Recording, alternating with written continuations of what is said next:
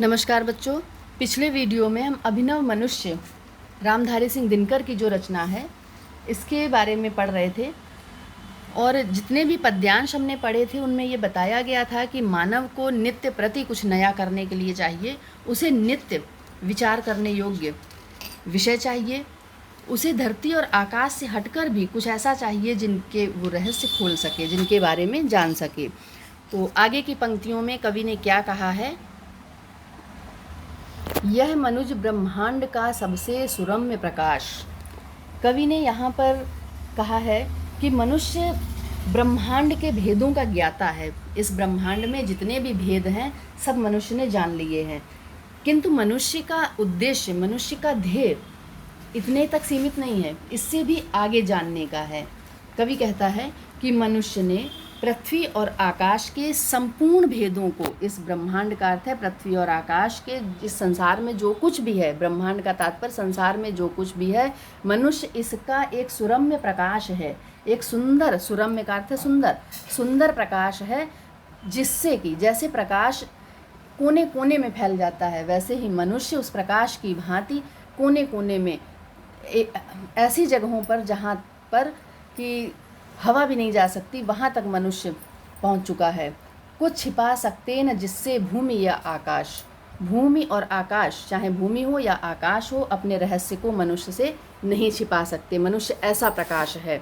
यह मनुज जिसकी शिखा उद्याम, यह मनुष्य जो आज का मनुष्य है, आज का अभिनव मनुष्य ऐसा है, ये बहुत ही ज्ञानवान प्राणी है, या फिर कह सकते हैं कि आज के इस अभिनव मनुष्य में इतनी बुद्धि आ गई है, इतना बुद्धिमान हो गया है कि जिसके अदम्य शिखा, अदम, उद्याम का अर्थ है अदम्य, जिसका दमन ना हो सके, जिस पर नियंत्रण ना हो सके। शिखा, लौ, शिखा का अर्थ है लौ।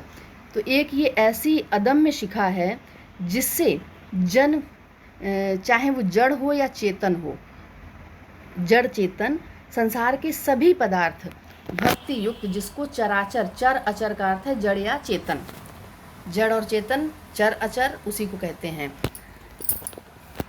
सजीव निर्जीव भी कह सकते हैं उसे। तो भक्ति युक्त प्रणाम करते हैं, सिर झुकाकर उसे प्रणाम करते हैं आज के मानव को। प्रकृति का, चाहे वो धरती का अंश हो, अंग हो कोई, चाहे वो आकाश का हो, चाहे समुद्र हो या फिर हवा, सभी मनुष्य के वश में हैं। तो ये मनुष्य जो आज का मनुष्य है, ज्ञान और विज्ञान और प्रकाश का भंडार है। आकाश से लेकर पाताल तक जितने भी तत्व हैं, जो भी पदार्थ हैं, जो भी शक्तियां हैं प्रकृति की, सब मनुष्य के लिए जानने योग्य हैं। कुछ भी ऐसा नहीं है जो स्वयं को मनुष्य से छिपा सके। मनुष्य की बुद्धि से कुछ भी अब अगम्य नहीं है, परंतु ये मनुष्य का परिचय नहीं है। कवि कहता है कि मनुष्य का परिचय ये नहीं है, मनुष्य का परिचय ये है, यह मनुष्य जो सृष्टि का श्रृंगार, जो आज का मनुष्य है।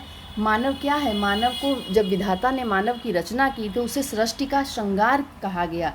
जैसे कि किसी वस्तु को श्रृंगार, उसे सजाया जाता है तो वो सजाने से सुंदर लगती है वो वस्तु, बिना श्रृंगार के कोई भी, चाहे वो स्त्री हो या कोई वस्तु हो, घर हो, बिना श्रृंगार के सुंदर नहीं लगती। वैसे ही सृष्टि बिना मानव के सुंदर नहीं है। तो मानव सृष्टि का श्रृंगार है, मानव से सृष्टि की सुंदरता है।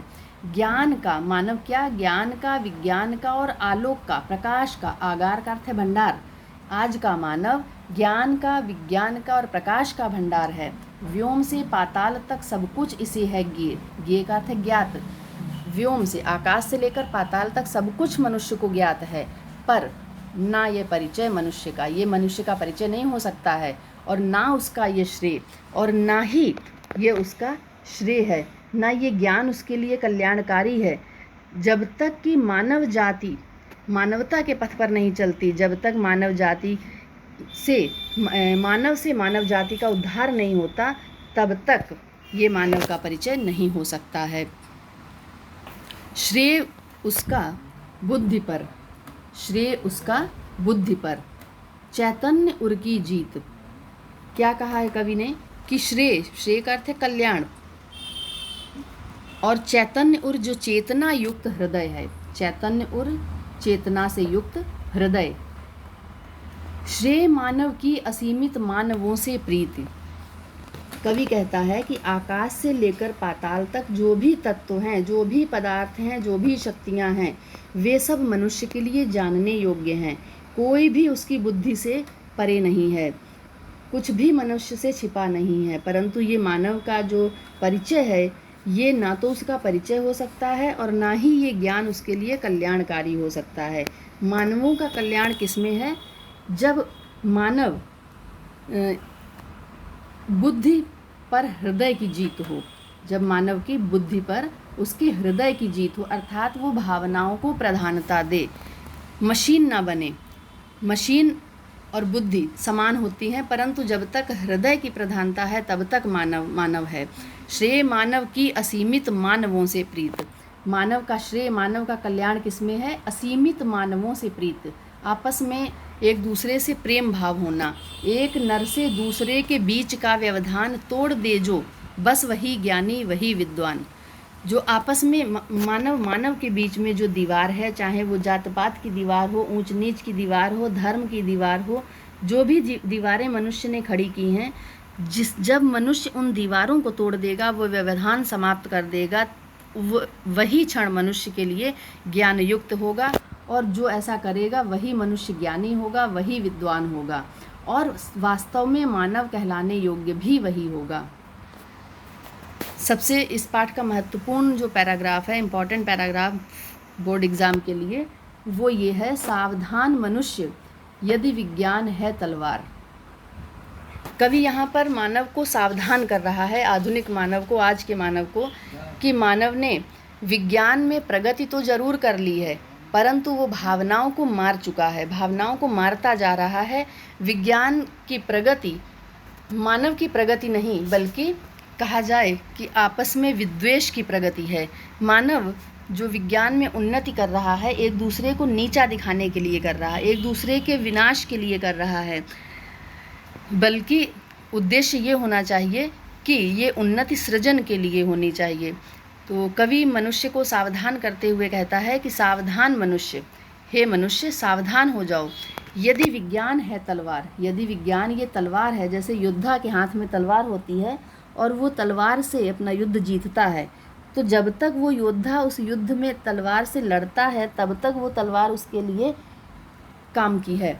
और जिस क्षण वो तलवार से अपने ही अंग काटने लग जाए, तलवार चलाना ना आता हो उसे, तो वो तलवार उसके लिए हानिकारक। वैसे ही विज्ञान है, कवि कहता है कि अगर ये तलवार है तो इसे फेंक दो, तजकर मोह स्मृति के पार, इसका मोह त्याग कर इतनी दूर फेंक दो कि इसकी तुम्हें याद भी ना रहे, स्मृति से दूर फेंक दो। हो चुका है सिद्ध, ये सिद्ध हो चुका है कि तुम इस मामले में, इस क्षेत्र में अभी अज्ञानी हो, कितनी भी तुमने उन्नति की हो, प्रगति कर ली हो, पर तू है शिशु अभी अज्ञान। तुम उस बच्चे की तरह ज्ञानी हो, जिस बच्चे के हाथ में तलवार दे दी जाए, उसे नहीं पता होता है कि इससे हमें चोट लग सकती है। फूल कांटों की तुझे कुछ भी नहीं पहचान, हे मानव तुम्हें फूल और कांटों की पहचान नहीं है। खेल सकता तू नहीं ले हाथ में तलवार, काट लेगा अंग तीखी है बड़ी यह धार। कवि कहता है कि तुम अज्ञानी हो, तुम्हें फूल और कांटों की पहचान नहीं है, अर्थात तुम्हें यह पहचान नहीं है कि कौन सी वस्तु लाभदायक है, हमें किस वस्तु का उपयोग कहाँ करना है, कैसे करना है, तो और कौन सी वस्तु तुम्हारे लिए हानिकारक है।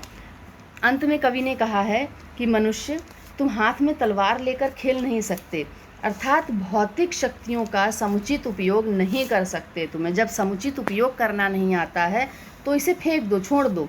इस वैज्ञानिक उन्नति की तलवार से यदि तुम खेलोगे तो अपना ही, अर्थात जो अस्त्र शस्त्र, जो परमाणु बम बनाए हैं तुमने, अगर तुम उनसे खेलोगे तो अपना भी नुकसान करोगे, अपना ही सर्वनाश कर डालोगे, अपने अंग काट लोगे, क्योंकि ये तलवार बहुत पैनी है, इसकी धार बड़ी तीखी है, और तलवार जब चलती है तो उसे नहीं पता होता है कि वो पकड़ने वाले का हाथ काट रही है या शत्रु का।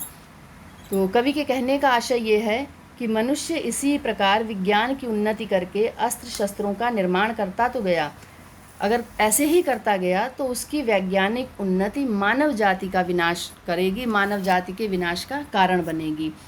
तो कवि ने यहाँ पर मनुष्य को वास्तविक विकास का संदेश दिया है, मनुष्य को वास्तविक प्रगति की ओर इंगित किया है कि मनुष्य का वास्तविक उद्देश्य क्या होना चाहिए। यहाँ पर अनुप्रास और रूपक अलंकार है। विज्ञान को तलवार बताया गया, यहाँ पर रूपक अलंकार है।